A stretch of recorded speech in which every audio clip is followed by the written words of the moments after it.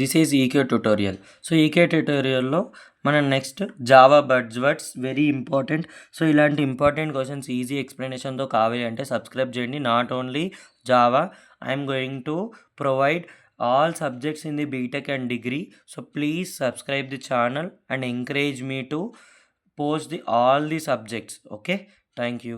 So ఇప్పుడు మనం Java బజ్వర్డ్స్లోకి వెళ్దాం. సో జావా బజ్వర్డ్స్లో ఫస్ట్ది simple. So keywords are inherited from C and C++.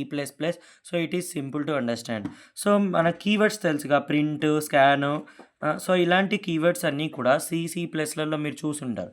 C లాంగ్వేజ్లో, C++ లాంగ్వేజ్లో లేదా పైథాన్. సో ఇలాంటి లాంగ్వేజెస్లో నుంచే మనం ఆ కీవర్డ్స్ని తీసుకోవడం జరిగిందనమాట మన జావాలో కూడా.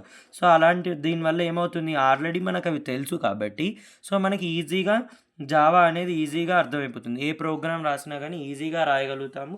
అలాగే ఏదైనా ప్రోగ్రామ్ని ఈజీగా అర్థం చేసుకోగలుగుతాం. సో అందుకనే Java is a simple language. Okay, and secure. So what about the security? So secure అంటే ఏంటి? Java can we use java so we can use java to develop virus free system. So మనం సిస్టమ్స్ని develop చేస్తాం కదా, like ఏవైనా సర్వర్స్ని కానీ ఏదైనా ఎలాంటి వాటినైనా develop చేసేటప్పుడు మనం ఎలాంటి వెబ్ డెవలప్మెంట్ చేసినా సరే అందులో మనం ఎర్రర్స్ ఉండకుండా లేదా వైరస్ ఉండకుండా సో ఇలాంటి వాటి కోసం సెక్యూరిటీని ప్రొవైడ్ చేస్తుంది అనమాట మన జావాని యూజ్ చేస్తే.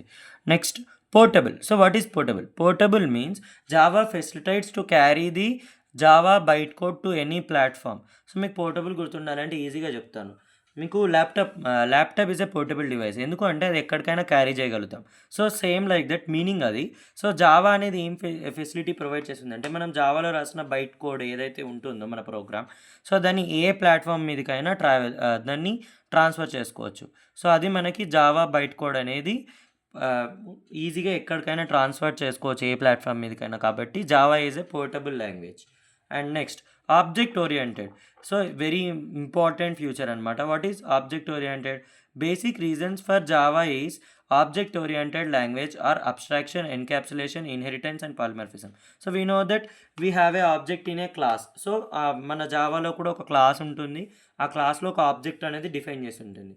సో ఈ బేసిక్ రీజన్స్ ఏంటి అంటే మన ఆబ్జెక్ట్ ఓరియంటెడ్ లాంగ్వేజ్ అవ్వడానికి Java. So the basic reasons are abstraction, encapsulation, inheritance and polymorphism. So ఇవి కూడా చాలా ఇంపార్టెంట్ ఫ్యూచర్స్ అనమాట వీటిని. సో దీని గురించి కూడా ప్రీవియస్ వీడియో ఉంది. So please do watch it.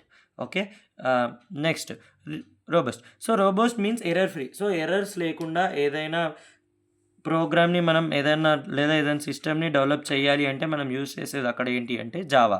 So next architectural neutral. So architectural neutral అంటే ఏంటంటే ఇది ప్లాట్ఫామ్ ఇండిపెండెంట్, ప్లాట్ఫామ్తో సంబంధం ఉండదు. They are platform independent language. Okay, multi thread. So program is divided into threads and they can run at same time. So మనం మల్టీ థ్రెడ్ concepts కూడా ప్రొవైడ్ చేశాను ఆల్రెడీ ఛానల్లో. Please do watch it. So multi thread అంటే ఏంటి? Thread is a small part of a program. So ప్రోగ్రామ్ని చిన్న చిన్న పార్ట్స్గా చేసి వాటిని సైమల్టేనియస్గా ఇంప్లిమెంట్ చేస్తాం. సో జావాలో అది యూస్ చేస్తాం. Next dynamic. Java can support exceptional language, exceptional handling. So exceptional handling అంటే ఏంటి? మనకి చాలా ట్రై, క్యాచ్ ఇలాంటివి కూడా ఉన్నాయన్నమాట. సో అలాంటిది కూడా మనకి వీడియో ఉంది మన ఛానల్లో. So please watch it. So అలా వాటిని ఎక్సెప్షనల్ హ్యాండిల్ చేస్తుంది కాబట్టి డైనమిక్ అని అంటాం అనమాట. ఎక్సెప్షనల్ హ్యాండింగ్ అంటే మీకు అర్థం కావడానికి ఈజీ వేలో చెప్తాను. సో ఎక్సెప్షనల్ హ్యాండింగ్ అంటే ఏం లేదు. సపోజ్ మనకి ఏదైనా ఎర్రర్ వచ్చిందనుకోండి, మనం లాస్ట్లో ఒక ట్రై కాచ్ బ్లాక్ యూస్ చేసి ఏం చేస్తామంటే అక్కడ ఇది ఎక్సెప్షన్ వస్తే, ఎర్రర్ వస్తే ఈ ఎక్సెప్షన్లోకి వస్తుంది అని మనకి అవుట్పుట్ వస్తుంది అనమాట. సో అందుకని అలా రావడం కోసం మనం ఎక్సెప్షనల్ హ్యాండింగ్స్ని యూస్ చేస్తాము. సో అది ఎలా అనేది మన వీడియో ఉంది, ఒకసారి చెక్ చేసుకోండి. So thank you. So please subscribe the channel EK Tutorial 1. Thank you.